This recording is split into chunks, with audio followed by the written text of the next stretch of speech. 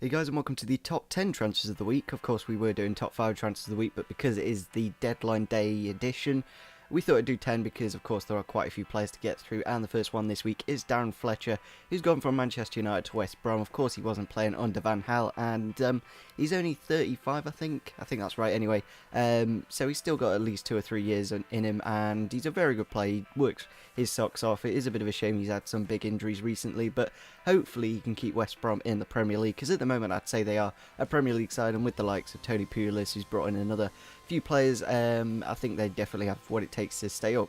Next up with this week, we do have Ft.CUADRADO, I think that's how you say his name anyway.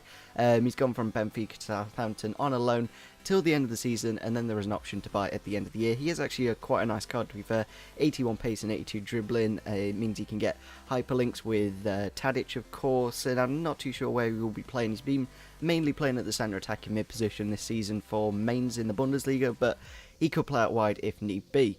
Next up this week, we do have probably one of the most overpowered players on FIFA this year, and that is Victor Ababo, who has gone from Cagliari to Roma on a loan till the end of the season, and then there's an option to buy.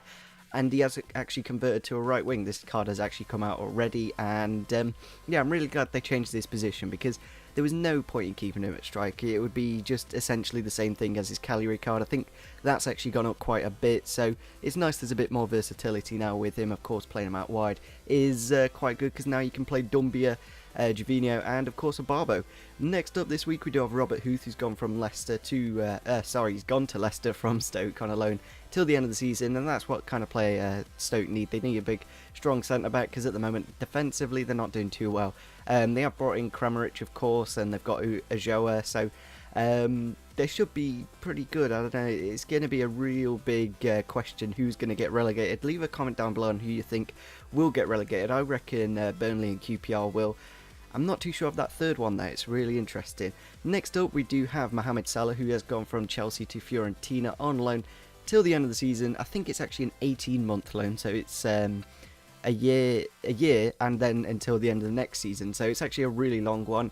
I don't know why Chelsea bought him. It was literally just to spite Liverpool, because Liverpool wanted him and he'd probably play a lot more there, but he went to Chelsea, which is a bit silly. I really don't understand why. Probably just the money, really. And yeah, everyone was hyping him to be the next Egyptian Messi, and he's not exactly done too well, so hopefully he can get the game time out in the Serie A and do a bit better. Next up this week we do have Dame Ndoye. I think that's how you say his name. Probably butchered it completely, but he's gone from Lokomotiv Moscow to Hull for 3.5 million, and this deal meant that Derby could get Thomas Ince on loan, which was really good in my opinion. We got Jesse Lingard as well, so it's a good move for Hull as well, because they do need a striker, because at the moment I think Jelavic and Hernandez are both out injured. So of course bringing in a striker for 3.5 million, it's not exactly much of a gamble price wise, and hopefully you can get some goals for him. Next up this week at the number 4 position we do have Aaron Lennon.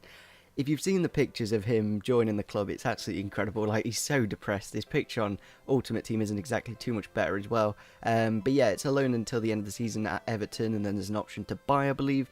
I'm not too sure of the price, but I don't know, Everton, they've got a lot of attacking players, and I wasn't too sure whether they really needed him. But then again, they have lost Eto'o, so yeah, they'll probably need that extra bit of backup, and that's what he'll bring, of course. And still only 27, so he's got a few years left under him. Next up this week we do have Andre Schürrle, and I'm so sad he's left the Prem.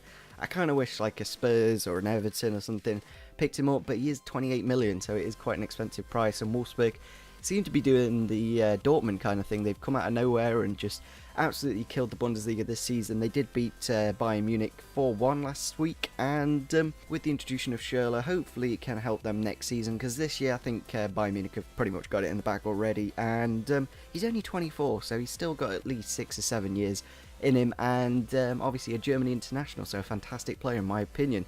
Next up we do have Seydou Doumbia, who has gone CSKA Moscow to Roma for 12.5 million, and maybe it's a little bit cheaper than that, but nevertheless, Roma are literally the most overpowered team on FIFA now. They've got Ababo on the right, Jovino on the left, and Doumbia down the middle. You can't get much of a better attack than that, and yeah, I really can't wait to pick these 3 up and of course give them a go, because it'll be incredible strike force, and I can't wait to try it out. And at the number 1 spot this week we do have Ft.CUADRADO, who has gone from Fiorentina to Chelsea for 26.1 million.